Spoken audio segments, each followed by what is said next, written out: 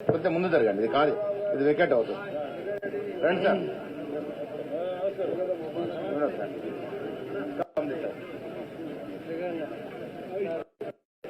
సభాధ్యక్షులు మహేష్ గౌడ్ గారు, Congress party working president గారు, అదే రకంగా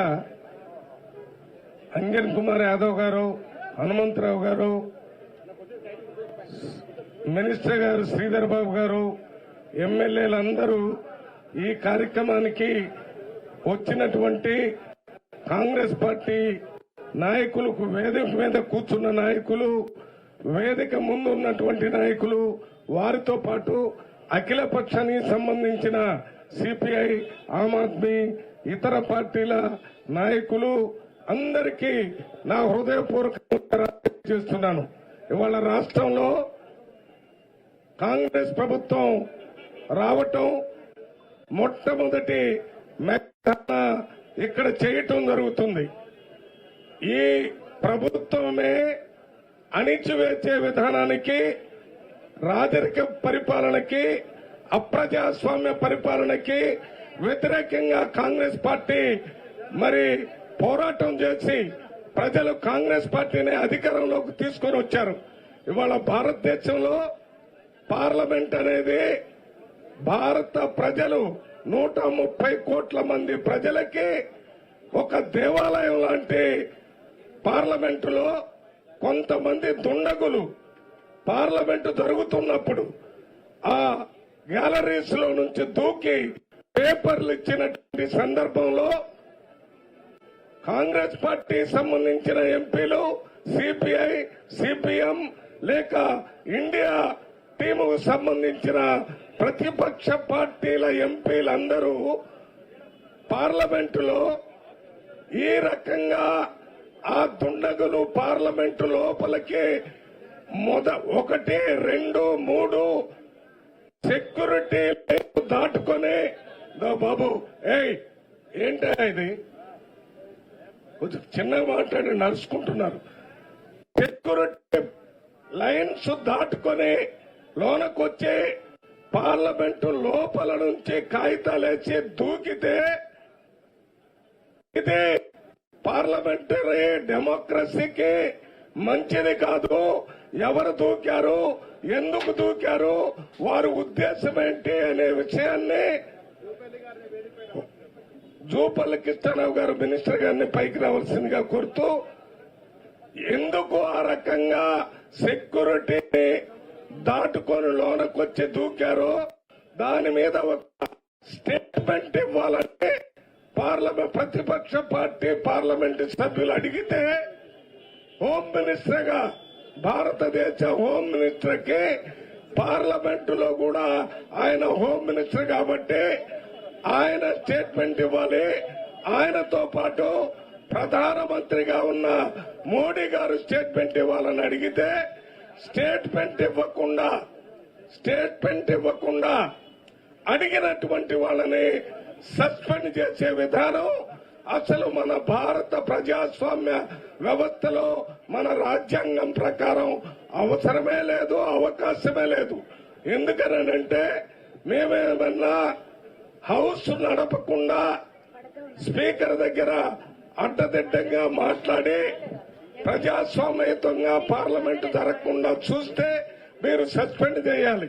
అడిగింది అంటే ఈ పార్లమెంటులో వాళ్ళు ఎందుకు వచ్చారో దాని మీద ఒక స్టేట్మెంట్ ఇవ్వమని అంటే అది ఇవ్వకుండా మీరు వీళ్ళని సస్పెండ్ చేసి ఈ కారణాన్ని చూపించి ముందు 41 మందిని చేశారు, తర్వాత మళ్లీ అడిగిన వాళ్ళని చేశారు, మళ్లీ అడిగిన వాళ్ళని చేశారు, మళ్లీ అడిగిన వాళ్ళని చేస్తే ఇప్పటికే 146 మంది ఎంపీల్ని సస్పెండ్ చేసినటువంటి ఈ బీజేపీ ప్రభుత్వానికి ప్రజాస్వామ్యం మీద గానీ, పార్లమెంటరీ డెమోక్రసీ మీద గానీ ఏ రకమైనటువంటి గౌరవం లేదనే విషయం మనకు పూర్తిగా అర్థమవుతుంది.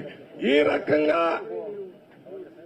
ఆ స్టేట్మెంట్ ఏమని అడిగిన వాళ్ళని సస్పెండ్ చేయడానికి ఇంకొక వాళ్ళ ముఖ్యోద్దేశం ఏంటంటే ఈ ప్రతిపక్ష పార్టీలమ్మ అందరూ కూడా సస్పెండ్ అయి బయటికి పోయిన తర్వాత వారు ఇష్టారాజ్యంగా ఏకపక్షంగా పార్లమెంటులో కొన్ని బిల్లులు పెట్టుకొని ఆ బిల్లులు ప్రతిపక్ష పార్టీలు మాట్లాడే అవకాశం లేకుండా చూసి ఆ బిల్లులన్నిటి కూడా వారే పాస్ చేసుకోవటం జరిగింది. ఇదే విధానాన్ని భవిష్యత్తులో కూడా చేస్తామనేటటువంటి ఒక మెసేజ్ ని భారతదేశ ప్రజలకు ఇవ్వటం జరిగింది. అంబేద్కర్ గారు రాజ్యాంగాన్ని పార్లమెంటులో ప్రెసిడెంట్ ఆఫ్ ఇండియాకి ప్రైమ్ మినిస్టర్ కి ఇచ్చేటప్పుడు ఒక మాట చెప్పాడు. ఇది ప్రజాస్వామ్యం పరిపాలన భారతదేశంలో జరగటానికి ఈ రాజ్యాంగం ప్రకారమే ఈ పార్లమెంటు విధానం నడవాలని చెప్తూ ఒకవేళ ఎప్పుడైనా ప్రజాస్వామ్యానికి నష్టం జరిగితే, ఇబ్బంది జరిగితే ఆ ప్రజాస్వామ్యాన్ని రక్షించుకోవటం ఒక్క పార్లమెంటు కాదు, భారతదేశ ప్రజలే ఈ ప్రజాస్వామ్యాన్ని రక్షించుకుంటారని ఆ రోజు అంబేద్కర్ గారు చెప్పారు. ఇది నేను ఎందుకు చెప్తున్నానంటే రేపు వచ్చేటటువంటి జనరల్ ఎలక్షన్ లో భారతదేశ ప్రజలే ఈ ప్రజాస్వామ్యాన్ని రక్షించుకొని ఈ బీజేపీ ప్రభుత్వాన్ని, ఎన్డీఏ ప్రభుత్వాన్ని చాపలో చుట్టి మన సముద్రంలో బంగాళాఖాతంలో పడేసే రోజులు దగ్గరలో ఉన్నాయి.